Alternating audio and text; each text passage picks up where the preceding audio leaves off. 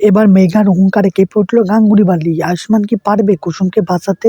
সম্পূর্ণ ভিডিওটি জানতে হলে চ্যানেলটি অবশ্যই সাবস্ক্রাইব করে ভিডিওটি দেখতে থাকুন। কুসুম সিরিয়ালের নতুন আগামী পর্বে আমরা দেখতে পাই কুসুমকে যখন বাধা অবস্থায় দেখে আয়ুষ্মান, তখন সে ছুটে চলে আসে এবং দেবালিনা ও মেঘার পাতা ফাঁদে পা দেয় এবং আয়ুষ্মানের পাটা সঙ্গে সঙ্গে উপরে উঠে যায় এবং আয়ুষ্মানও ঝুলে যায় কুসুমের মতো। মানে আয়ুষ্মানের পাটা বাঁধা হয়েছে গাছের ডালের সঙ্গে।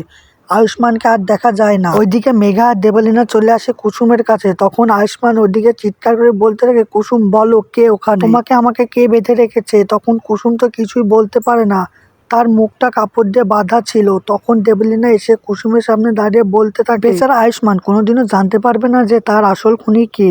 এই বলে ছুরিটা বের করে কুসুমের দিকে তাক করে দেবালিনা। এবার কি কুসুমকে শেষ করে দেওয়ার প্ল্যান করছে দেবালিনা ও মেঘা? আয়ুষ্মান কি পারবে কুসুমও নিজের জীবন বাঁচাতে?